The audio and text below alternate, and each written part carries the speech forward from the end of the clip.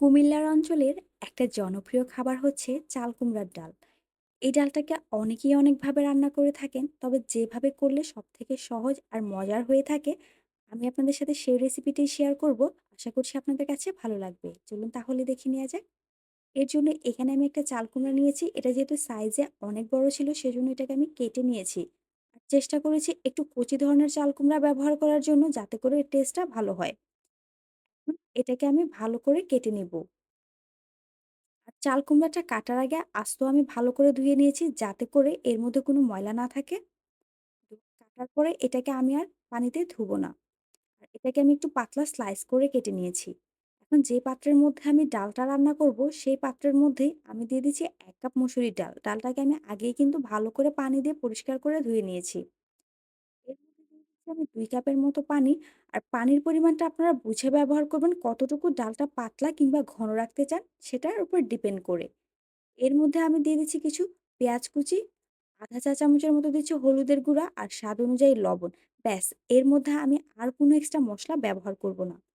এখন এটাকে নেড়েচেড়ে মিশিয়ে এভাবে চুলায় মিডিয়াম আঁচে ভালো করে সিদ্ধ করে নিব। প্রায় ১৫ মিনিটের মতো আমি ডালটাকে সিদ্ধ করে নিয়েছি। এর মাঝে ডালটা 70% এর মতো সিদ্ধ হয়ে গিয়েছে। ডালটা কিন্তু একদম গলে যায়নি, ডালটা সিদ্ধ হয়েছে। এখন এর মধ্যে আমি চাল কুমড়াটা দিয়ে দিচ্ছি। এ পর্যায়ে চাল কুমড়াটা এড করবেন। যদি চাল কুমড়া আর ডালটা একসাথে এড করতে যান, সেক্ষেত্রে কিন্তু চাল কুমড়াটা যেহেতু নরম হয় আর পাতলা করে স্লাইস করে কাটা, এটা গলে যাবে। আগে ডালটাকে সেদ্ধ করে তারপরে চাল কুমড়াটাকে এড করবেন, এতে করে এটা পারফেক্ট হবে। উম চাল কুমড়াটা দেওয়া হয়ে গেলে নেড়েচেড়ে মিশিয়ে এটাকে ঢাকনা দিয়ে ঢেকে আমি ৮ থেকে ১০ মিনিটের মতো সেদ্ধ করে নিচ্ছি। এর মাঝে আমার ডালটা 100% সিদ্ধ হয়ে গিয়েছে আর চাল কুমড়াটাও ভালোভাবে সিদ্ধ হয়ে গিয়েছে। এটা আমি অফ ক্যামেরায় চেক করে নিয়েছি। যখনই এ পর্যায়ে চলে আসবে, তখন এর মধ্যে আমি দিয়ে দিচ্ছি ১ টা টমেটো কুচি। ঝালের জন্য এখানে আমি দিচ্ছি কিছু কাঁচামরিচ কুচি। আর টেস্টের জন্য এখানে আমি দিচ্ছি কিছু চিংড়ি মাছ ভাজা। এটা অপশনাল, আপনারা চাইলে স্কিপ করতে পারেন। ট্র্যাডিশনালি কিন্তু এখানে চাল কুমড়ার মধ্যে টমেটো কিংবা চিংড়ি মাছ কোনোটাই ব্যবহার করা হয় না। আমি এটাকে টেস্টটা বাড়ানোর জন্য ব্যবহার করছি। আপনারা চাইলে স্কিপ করতে পারেন।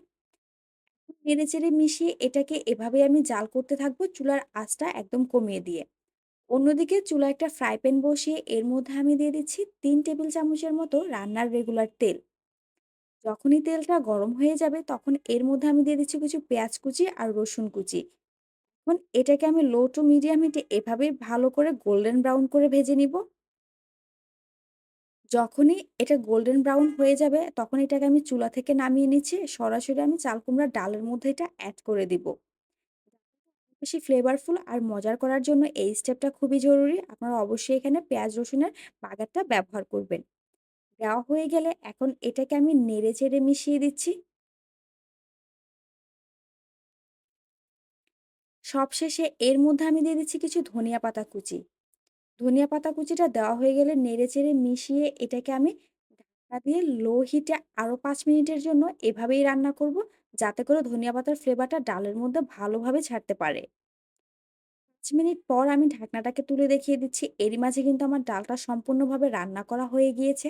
এখন এটা আপনারা চাইলে রুটি, ভাত যেকোনো কিছুর সাথে পরিবেশন করতে পারেন। যখন অনেক বেশি গরম করে শরীর ঠান্ডা করার জন্য এই ধরনের রেসিপি অনেক কাজে আসে। আশা করছি আপনাদের কাছে ভালো লাগবে। Thanks for the watching.